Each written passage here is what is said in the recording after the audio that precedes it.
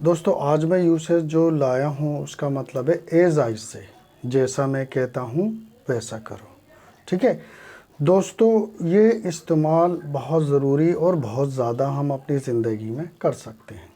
अब ये कैसे इस्तेमाल करें ये मैं आपको समझाता हूँ। ठीक है दोस्तों, आप लोग भी अपनी कॉपियों में नोट करो।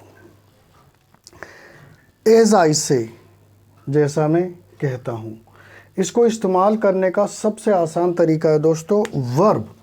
हमें कुछ नहीं करना, इस एज आई से पहले वर्ब की फर्स्ट फॉर्म लगानी है। ये चीज़ समझ में रखो, क्योंकि ये चीज़ समझ में रखोगे कभी भी गलती नहीं होगी। क्योंकि एग्जाम्पल कोई कितने दे सकता है, 2 या 3, लेकिन अगर आपने फार्मूला पता है तो आप लाख, 2 लाख, 1000 सेंटेंस आसानी से बना सकते हो।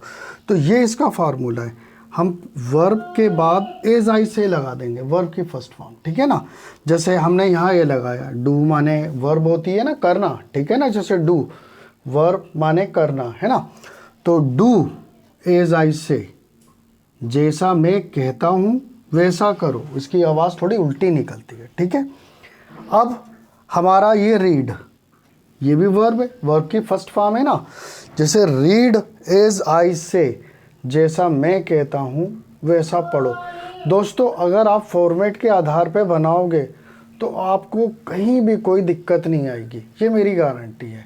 फॉर्मेट समझो, किसी भी चीज़ का सीखने से पहले, चाहे वो हिंदी हो या मैथ हो या साइंस, उसके जो फार्मूले होते हैं अगर आप उन्हें आसानी से समझ गए तो एग्जाम्पलों को समझने या देखने की दिक्कत नहीं पड़ती है, फिर वो हमारे जहन में आ जाते हैं कैसे बनाते हैं।